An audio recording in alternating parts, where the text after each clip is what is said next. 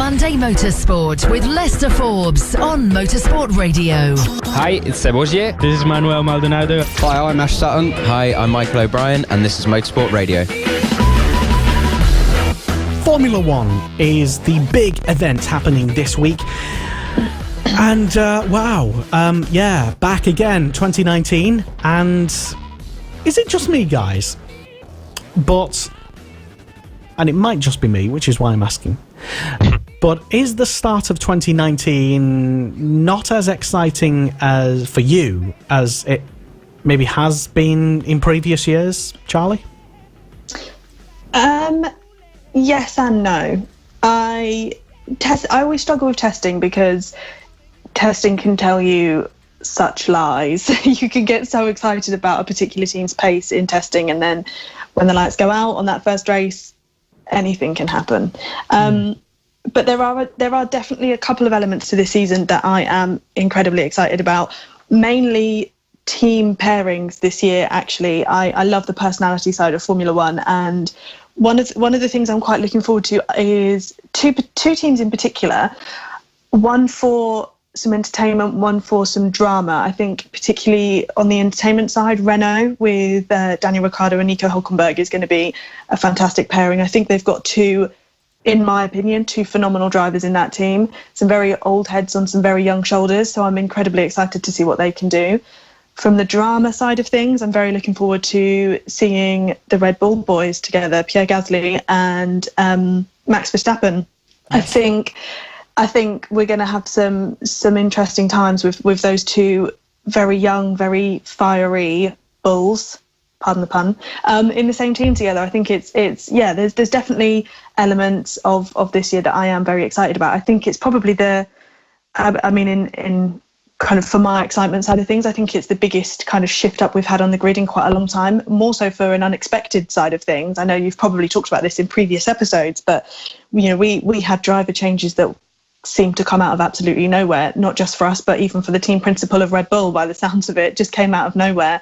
So yeah, I'm looking forward to seeing what some of these boys can do. Obviously, like I said, testing can be a little bit misleading sometimes, but we definitely had the usual suspects on top in the second week of testing. We obviously had Ferrari. Did you follow all of testing? Because I must admit, I didn't, to be honest, because I thought it was largely irrelevant.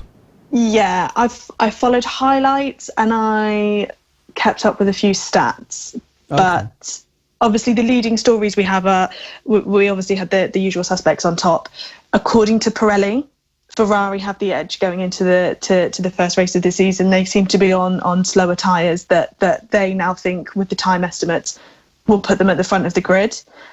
Whether that is the case, we will have to find out. I don't know if I always trust what Pirelli say, but we will see. And obviously, for me, one of the saddest stories I think from testing came from Williams.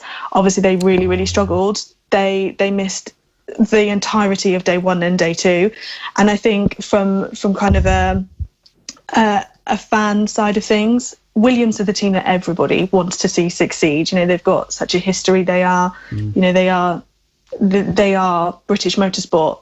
They are the one that we all want to see succeed, and they missed the entirety of the first 2 days. So I'm a bit worried to see what they'll be like in Australia. Same question to you, Connor. Are you more or less excited now at this part of the pre-season than you have been previously?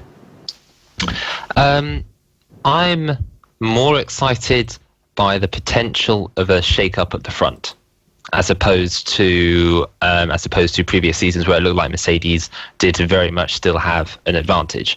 As Pirelli and a number of other sources, let's say, have said, Ferrari do look like they have the edge.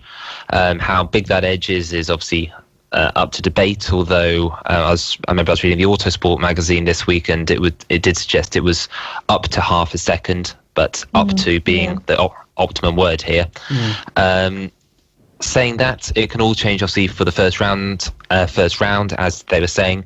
Last year, Mercedes left testing with a 0.2 advantage, and by the time we arrived in Australia, there was a very notable on-track battle between Hamilton and Vettel, in which Vettel, I believe, even came out on top for the Australian Grand Prix last year. So to say that Mercedes are out of it is certainly going to be a bold and brash move to suggest such a thing. Absolutely. But the biggest intrigue I'm looking forward to is Charles Leclerc. Yes. He's obviously making the step up to Ferrari this year, and it's interesting to see how he can go.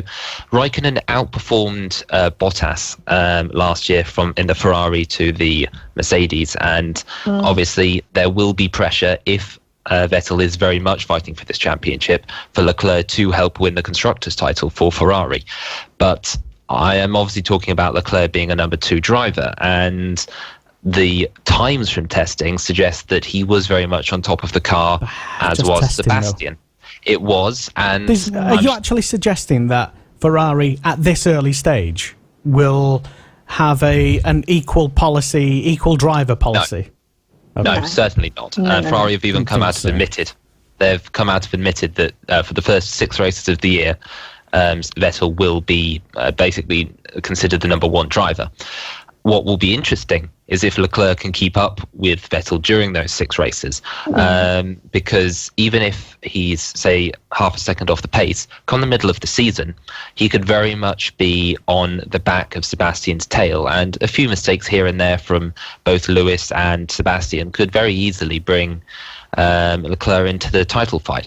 Then again, I say that, and I remember talking about this back when Bottas was promoted to Mercedes, when he was the young up and coming talent. I remember everyone hyping Bottas as the next world champion. Yeah.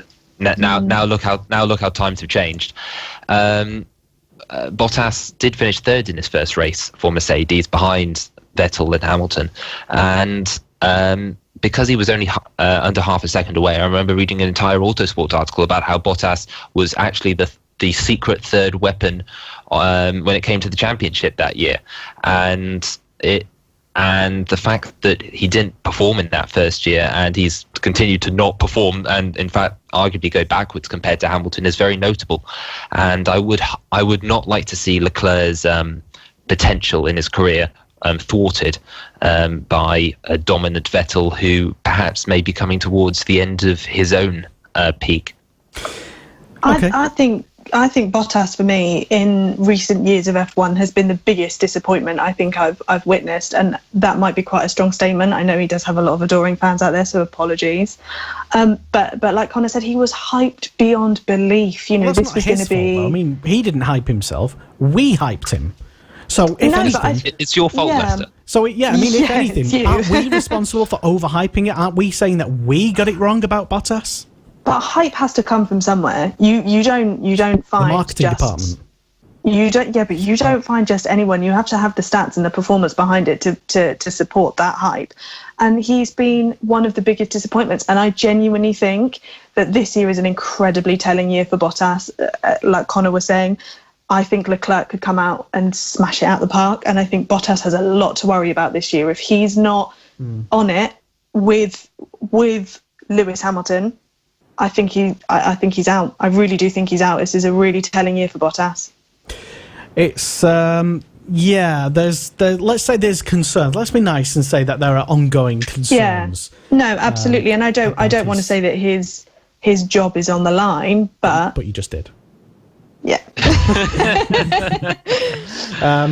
Well, you've got to be honest, I suppose, when it comes down to it. And he will know better than anybody, I suppose. You know, you've got to beat, at least, first of all, your teammate in Formula One. That's the first marker. And, well, that was a total fail. In fact, I think the only 2 people, I think this is a stat. Okay, I'm going to go with this. Okay. My brain says, okay, that's okay. I'm filtering as I'm speaking. The only 2 drivers to have beaten Lewis Hamilton in a team, in the same team, have been Jenson Button and Nico Rosberg. So yes, and those were his, both world champions. I mean, I think you've literally got to be the world champion to beat Lewis Hamilton. In Button's case, it was a case of the car really wasn't performing that year for Lewis. I remember he finished. The McLarens themselves struggled, but no, as you say, you have got to be the world champion to beat Lewis, and perhaps that just shows how much of a once in a generation talent Lewis is, and we really shouldn't be criticising Bottas that much. But we no, I think Bottas's biggest rival this year won't be Hamilton; it will be Leclerc. And absolutely, yeah. And if he can't get on top of him, then, as we say, heads will roll, as they say. But in terms of who gets replaced, obviously Ocon's very much on the line, obviously being the Mercedes test driver. But we talked earlier about Williams being having a terrible start to the year. But if Russell can get on top of Kubica for the first year, Kubica's obviously a very experienced driver, someone who's won a Grand Prix in the past. Could we be seeing George promoted sooner than expected? After all, if Leclerc performs, maybe Mercedes will go, well, we should try it on our own young hotshot. I think to be honest, the way to go. Go on, Charlie. Go on, Charlie. No, I do think it's the way to go. I think at the moment teams are waiting too long to put these drivers in a top flight seat, and I think they're losing them for it. I mean, you look at the jumping back. Obviously, I know I've got a little bit of favouritism for Formula E, but you look at the amount of people in Formula E that never made it in Formula One because they weren't given the right seat at the right time. I think these top flight teams, absolutely. I think these top flight teams are waiting too long to put guys in the hot seat, essentially, and they're losing out because of it. So I think Ferrari have taken a very good strategy with Leclerc. I think Red Bull have taken a very good strategy with Gasly. I know Horner came out and said he maybe would have liked him to have had another year in that Red Bull, but I disagree. I think he needs to be there now. But yeah, we'll have to see. Interesting.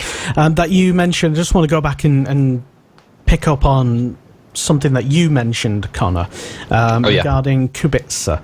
Now, with Kubica, I first of all said many years ago on various social media platforms that he would never get back into Formula One. I was wrong about that. And I'm so pleased you were wrong. I'm so pleased you were wrong. I mean, Connor will know that I'm often right about certain things, and to ever admit that I'm wrong is quite a big momentous occasion. So I was wrong about Kubica ever getting back into Formula One, but is he good enough? Because I get the sense that the same sort of overhyping is going on with Kubica. And this, I do like Kubica, actually. I do like his fighting spirit and his general racing attitude. But I get the feeling overall, and sometimes this happened with Alonso the past few years of his F1 career as well, that he was just being a bit too overhyped, and it was all like, yay, Alonso in his case. And this might just be a bit too, yay, Kubica's back, yay, and this year it'll be, yay, oh, he's at the back of the grid, and he should have probably stayed away, to be honest. Yeah, I mean, I can see the hype around Kubica, and Do you remember when Honda came back, and they came back with McLaren, and everyone was like, "Yay, McLaren, Honda! It's going to be Senna again, Senna!" And then back of the grid. Yes, as I said, I'm very happy that he's back in the sense of it's good to see someone of his caliber on the grid. But I will say, I think someone who's stayed away from the top level of motorsport for that long will struggle to find his feet. Even if we take Michael Schumacher as perhaps a comparable example, his years away from Ferrari and racing did ultimately take a knock on his edge. When he came back to Mercedes, he wasn't immediately on the pace, and that pace really didn't materialize, let's say, for the 3 seasons he was there. There is stats to say that in the final year in 2012 he outperformed Rosberg in the second half of the year, but to point to that and be like, oh, that means he would have been a world champion, I think is a bit far-fetched. So are we overhyping him? I mean, I believe so, and I'm sure Charlie will disagree with me. But it's nice to see Kubica back, and if he has this one season, that'd be fantastic. But he is certainly not a long-term solution for the Williams team, nor do I think he will ever be up the front getting podiums again. No, I don't actually totally disagree with you. But I do have the opinion of the fact that he is going to be in that car in Australia is a victory enough. You consider what that guy has been through. It's a victory enough that he is on the grid. There was actually quite an interesting quote by Kubica at the end of the week 2 of testing, when he stated that he knows 20%, he feels he knows 20% of what he should know before he goes racing in Australia. And I think that's a really interesting statement. I think he is more aware than anyone as to the challenge that he is about to face. But like I said, from a fan's point of view, I'm thrilled that he's back. I want him to do well, but then I always want Williams to do well because, you know, they're British motorsport, like I said earlier. Of course. I want him to do well, but I am very aware that it's very unlikely. Yeah, certainly. There's been a couple of comments come in while we've been talking amongst ourselves. So rude. Hello to Andy Lloyd, who says, nice graphics. Thank you, Andy. He says he was fascinated to watch Stroll's progress, as well as Williams clawing its way back from the disaster that was testing. And also as well, Tom Cairns been back in touch. Hello, still tuned in. Well done. Tom says, to back up Charlie's point from earlier, Bottas has won only 3 races in the championship winning car in 41 out of 41 races for Mercedes. He also became the first driver within that team to go through an entire season without winning since Schumacher in 2012. And he also backs up, I didn't know that. Yeah, neither did I as well. He also claims that my claim, that my stat that I pulled out of my brain earlier, he says, yes, you're spot on with that. Jenson Button and Nico Rosberg are the only people to beat Lewis Hamilton in the same car ever in a championship. Wow. I mean, when you think about that, we do not give Lewis Hamilton enough credit, do we? He's got some real haters out there, and I do think that when you put it into context like that, he is phenomenal. Yeah, definitely. It was one of the reasons that tipped me off to Alonso's overhyped image, I suppose, because yes, you could cut it, you know, an argument and argue a minute point about yada yada yada. If, you know, so and so hadn't spun in Brazil or whatever, or this didn't happen there, then it would have all been different. And if, you know, so and so, you know, and you can say that about any driver in any championship, you know, in any year. Going back to, I suppose, where it all kind of like started with these conspiracy theories about, you know, what would have happened next. Back to like Senna in '94. You know, if he hadn't have died, then of course he would have won the championship that year, definitely. No, but anyway, that beside the point. I know. Well, indeed, Lester. What's that? The internet. The internet is arguing with me now.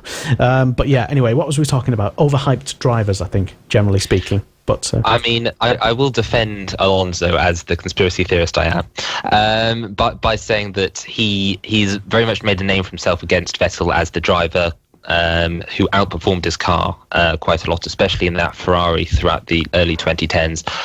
There certainly was nothing wrong with that Ferrari, but it was not on the Red Bull's pace, and the fact he managed to keep up with Vettel for 2-3 championships was incredible, really. And I'd be interested to see Hamilton go through that progression, because the only time we've really seen that with Hamilton not in a championship winning car but in a position to win the championship was 2010, and he ended that year 4th in what was a very close year with Vettel, Alonso, Webber and himself all going into the final round with a chance. So it will be interesting, I think, to see Hamilton perhaps in a car that really isn't dominant. And perhaps we can see that this year. Testing has proven that Ferrari might be the quickest, and if that is the case, this might really be the opportunity for Hamilton to prove that it was not just the dominant car that's given him all of the success he's had. Yeah, I mean, that thing about Alonso going back to the early part of the decade when he outperformed the Ferrari and he was nobly, you know, trying to claw back, you know, championship points. Well, to be honest, I think it's actually a bigger achievement that someone like Force India at the time was probably outperforming really their car to do whatever it was they were doing. Alonso in a Ferrari is there to win championships, and he failed. Okay. I would say just to make the argument that yes, but he came third in Singapore. That's a great achievement. Well, no, it's not actually. If you're not winning, then it's not a great achievement. Just saying. Is that his fault though, or is that the team's fault? Well, he's the driver. They're the team. You can, but you can be the best driver in the world, but if you don't, I mean, look at Bottas. If you've got same thing. You mean you can have the best car in the best team at the top of your powers, but it's ultimately down to you to get the good result. And using that same argument, Alonso failed at Ferrari. I daren't make a comment, I'll get in trouble. I feel as if there's a horde of fans, Leicester, who have either switched off or written an angry comment somewhere telling you how you're wrong, or that I'm wrong. Because please get in touch. That's you don't have to agree with us. It's not an agreement type of show where we all jump on and go, oh yes, and yes, I also like that, and yes, that is also interesting. No, we like a bit of discussion and debate, etc. Here on this show. To have a quick look at the calendar, then I was briefly looking at it a moment ago, but after this weekend, after the Australian Grand Prix, 21 races this year, and they didn't all fit on my chart, etc. But after this weekend, there's the Australian Grand Prix, of course. Then there's the second round at Bahrain in 2 weeks' time, where apparently every single championship on the planet will be racing that particular weekend. Or is it in 3 weeks? 2 weeks. Bahrain. End of March. Brexit weekend. Shh, don't mention it. I got away with it. God, don't go there. I'll get in even more trouble if we go there. Chinese Grand Prix on my birthday, day before my birthday. 1000th Grand Prix. Yay. Which is also how old I am. 1000, yes. Yes, sometimes. Azerbaijan, Spanish Grand Prix, Monaco, Canada is pretty consistent, and I think hats off. It's worth saying hats off to FOM and previously Bernie Ecclestone for putting a regular calendar together so consistently, and it's unusual now to get a Formula One race that isn't 2 weeks apart. So it's kind of rare that, I mean, yes, we've got the summer break. We did have the summer break all throughout August, but then we've got the Hungarian Grand Prix in August. So that summer break where everyone sort of downs tools seems to be getting shorter and shorter. I think it's still 4 weeks. It's just like a week before the end of July to the week before the end of August. So it still works out, just a little bit shifted.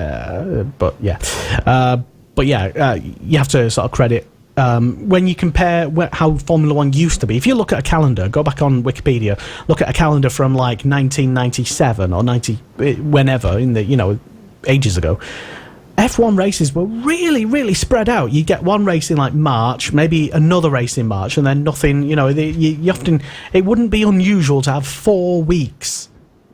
Which is considered now a holiday in F1, a mid-season holiday. It wouldn't be unusual back then to get 4-week breaks in Formula One. So. I do know my most good stat about that is, I think it was 1960. I think it was, the start of the Formula One season was on January the 1st. For various reasons. They're in South Africa, obviously, but it was. I can see that happening again. To be honest, January 1st. I can definitely see a scenario like that, where maybe they're getting a bit fed up with Formula E's winter dominance, and they just think, you know what, we're Formula One, we can do whatever we want, and if we want to go to racing, wherever, South Africa or somewhere else perhaps, then on January the 1st, then why the hell not? Because there'll be nothing else on. Really, only Formula E, but whatever. Nothing else on, with corner the entire motorsport market on the planet. Seems like a really good idea, to be honest, because TV viewership's almost halved in the last 10 years across the world in Formula One, mostly through it going behind a paywall. To have a race on or around Christmas time seems like a really obvious thing to do. Well, I could see it being a bit of an issue for logistics. But it's just people and money. F1 doesn't care about that. I mean, if you want to bring up that argument, Lester, my response will be make it a non-championship race and bring back a one-off random non-championship race in the winter so that we don't forget about it, and make it free to air. I mean, is that not essentially what Race of Champions is doing, really? I know they're more like November time, but... I mean, yes, actually, I will agree with you on that point. Race of Champions does fill that role, but no one watches Race of Champions outside of motorsports. I watch Race of Champions. Outside of motorsport. As someone who's covered it for the last 5 years, I perfectly know. But yeah, Race of Champions either needs better support, better F1 drivers, or if you are going to bring on Leicester's idea, make a quite well promoted non-official F1 race sometime in January. I don't know. Okay. Well, do you think maybe, Charlie, I'm on to something about having a Christmas winter style event? Let's call it an event, if not a full. I don't know. I must admit, I was actually quite skeptical of Formula E being a winter series, and now it fills such a massive void in my motorsport life that I couldn't imagine not having it across the winter. So I don't know. I can't fathom it. I can't picture it, but I'm sure it would, if it happened, I'm sure it would be a massive success.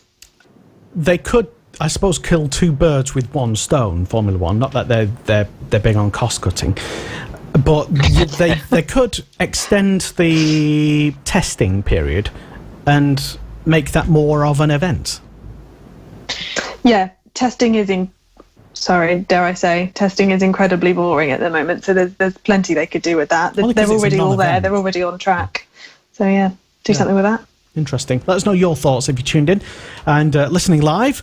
Then we'd love to know if you disagree with my ludicrous theory that F1 should go back to having an event or race or something on January 1st or thereabouts.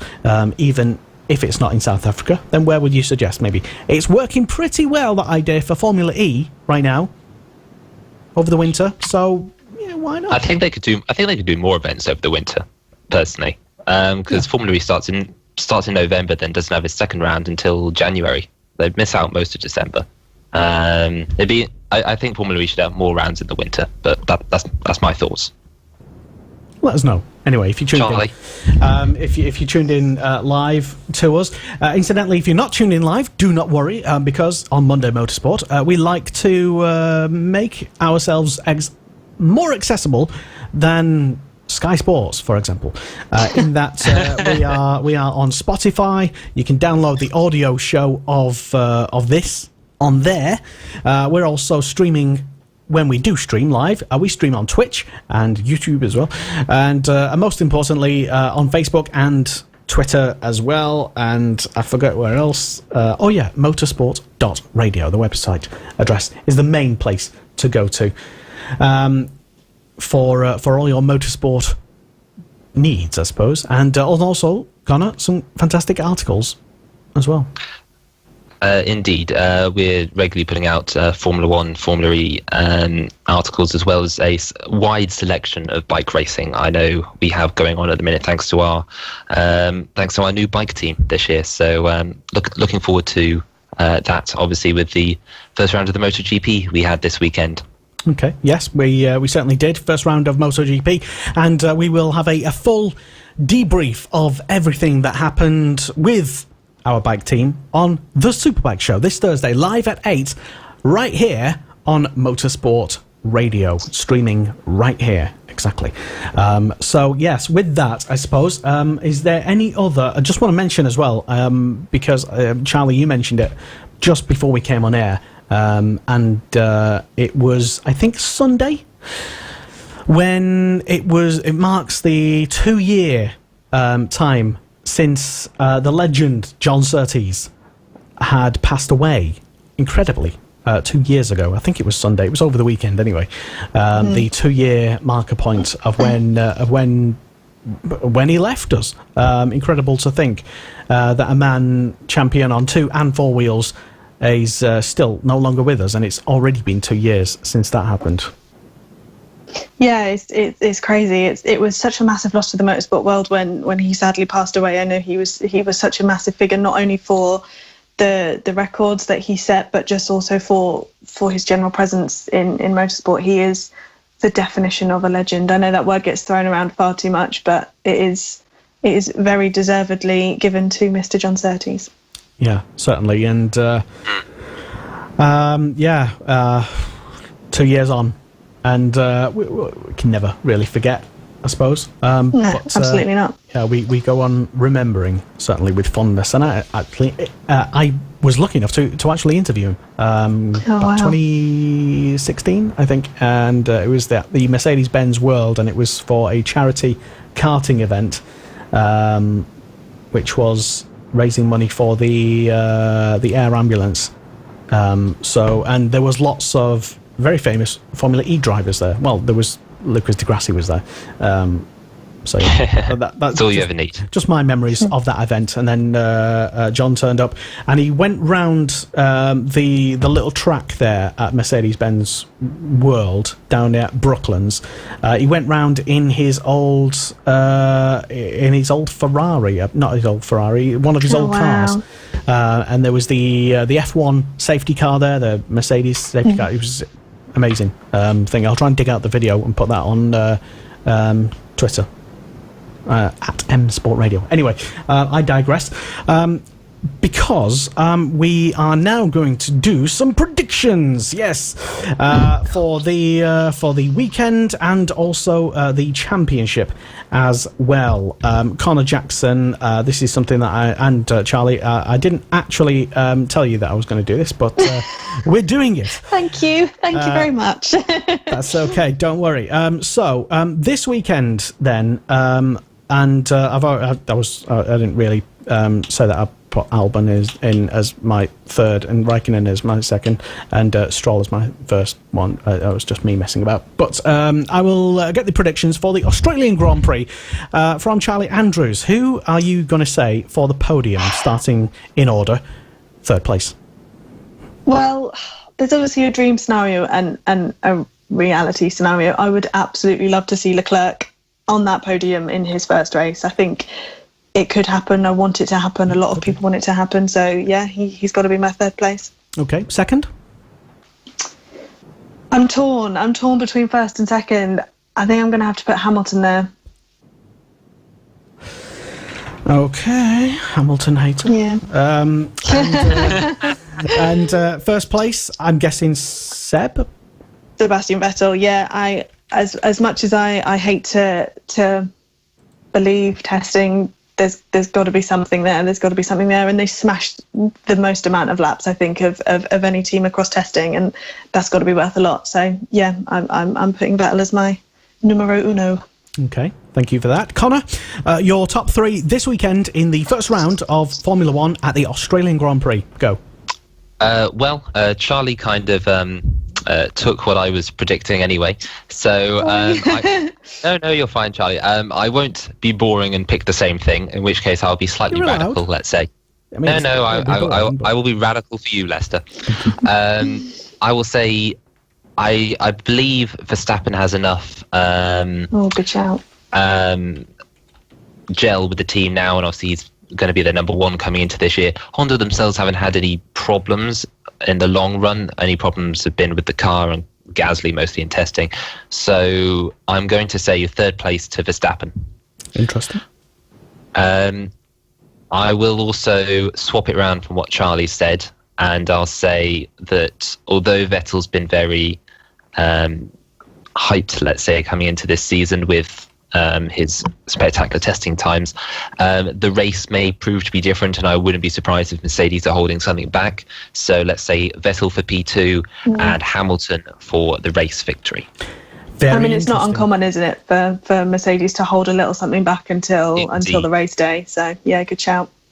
Okay, and my own predictions, I will say. I will say in third place. I'm typing and thinking and talking at the same time. It's not going to end well at all. In third place this weekend will be Valtteri Bottas. Okay. Ooh. Definitely. It was a toss-up between him and and Daniel Ricciardo. Ooh, controversial. Are you really predicting Daniel to be that impressive in the Renault, or are you predicting some massive first corner pile-up? Yeah, good job. I think a lot of people are presuming that Australia and Albert Park and the Melbourne race is like any ordinary race, and every single year it amuses me just how little the outcome of the race matches with what people expect from pre-season, because it's a street race and people are learning their systems and their cars and their strategies and their dynamicisms within the synergies. Is it like a Formula One word? So people are still learning by the time they get to Australia. People are not always, and we've seen this year in, year out almost.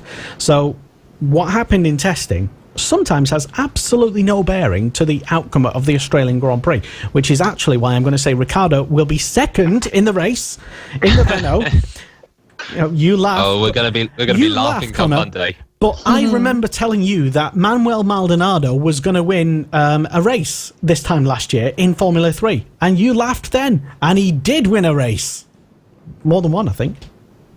It was just one, but you did prove your point, Lester. You did prove your point. See, everyone laughs, and then anyway.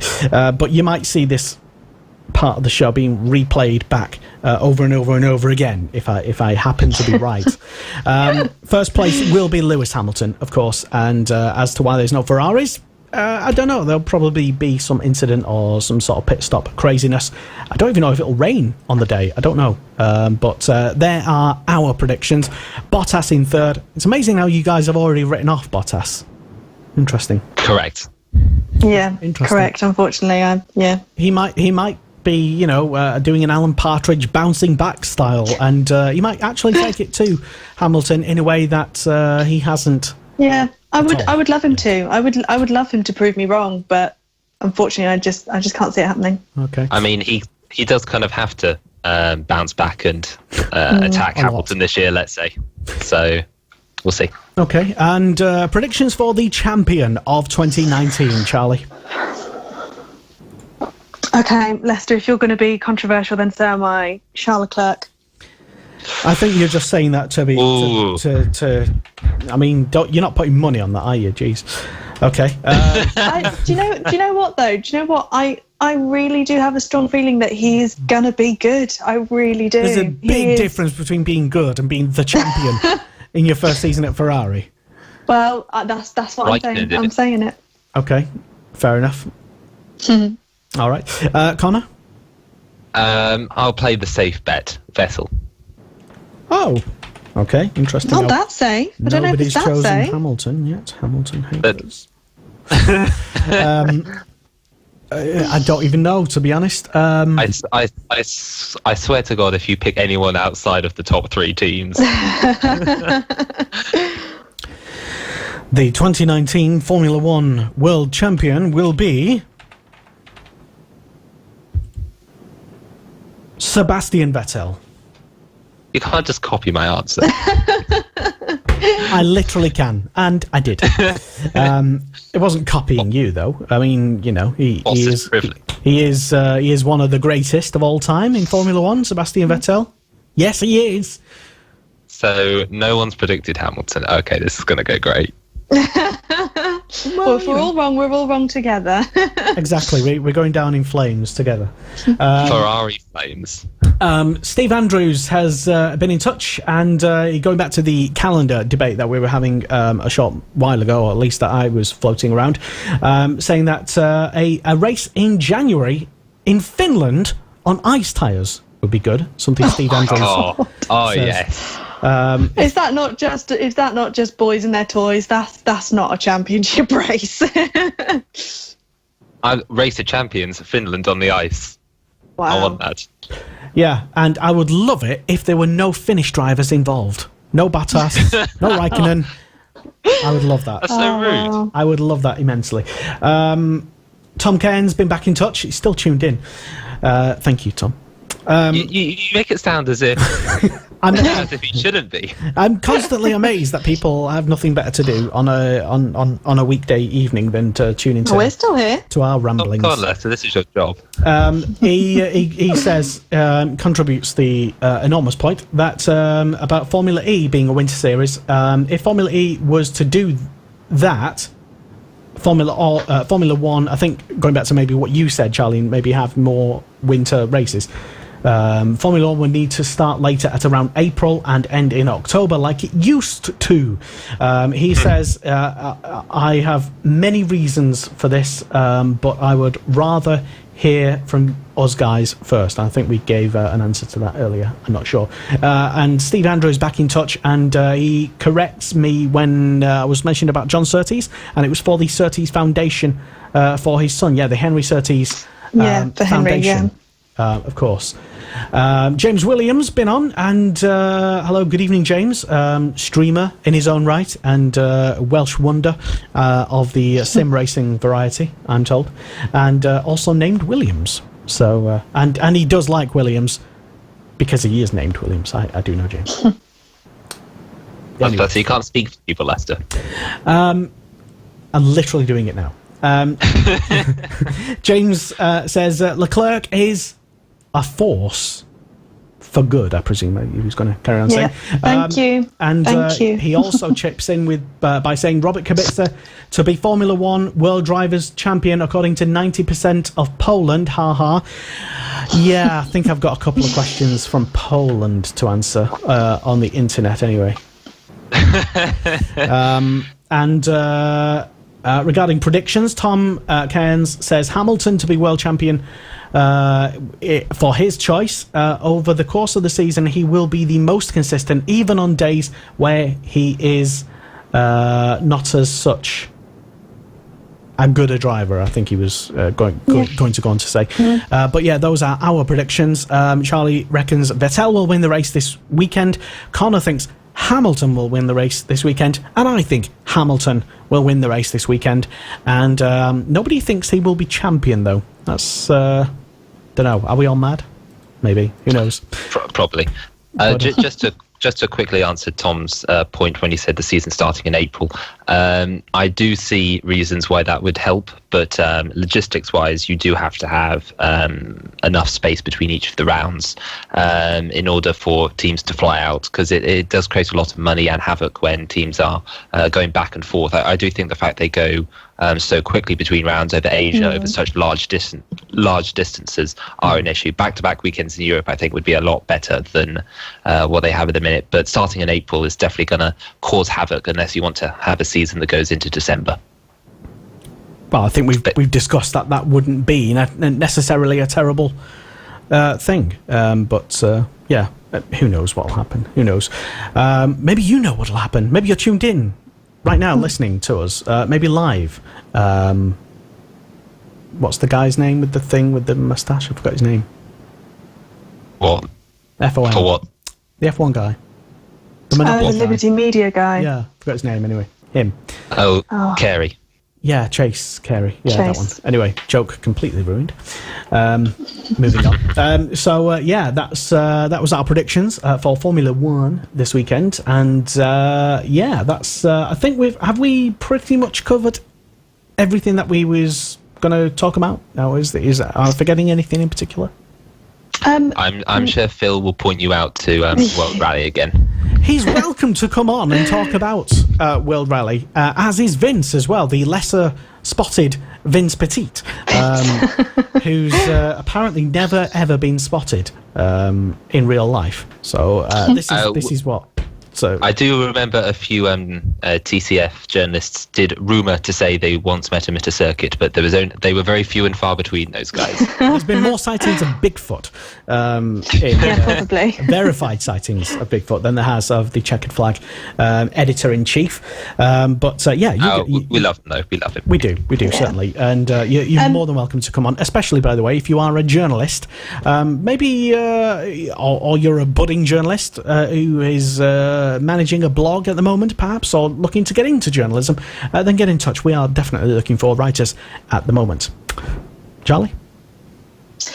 No, I was just going to say, not something that we've necessarily forgotten, but just something I wanted to quickly draw attention to in just jumping back slightly to Formula E. Apologies for continuity issues. No, you're fine.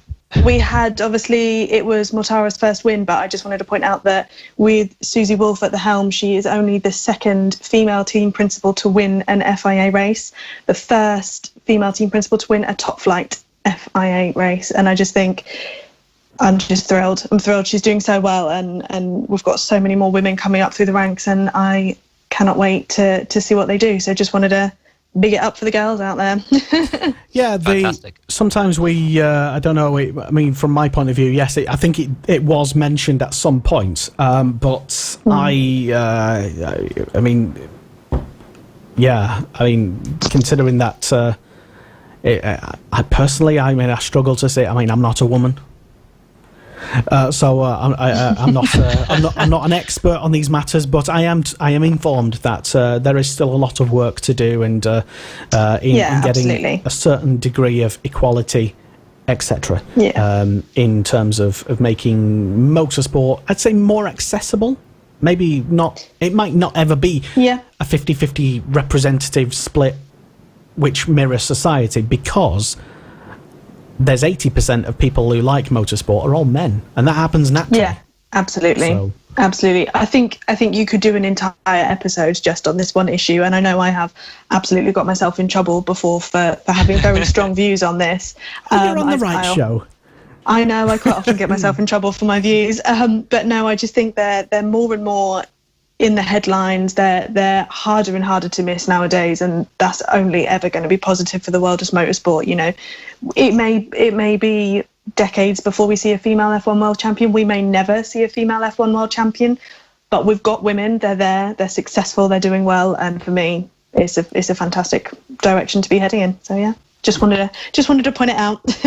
It's already been pointed out many times on Motorsport Radio. Yeah, we spoke to Jamie Chadwick, fantastic. We were actually on site. I was there filming, and I interviewed her literally as she stepped off the podium after her first ever victory at Brands Hatch last year. Fantastic. And also, we were also on site at Alton Park last year at British GT to witness Flick Haig as well take the first ever pole position for a female driver in British GT3, and also at Donington as well to see her crowned champion and become only the second female British GT champion driver, and the first in GT3 after Jamie Chadwick herself a few years hence. So we're in full support, and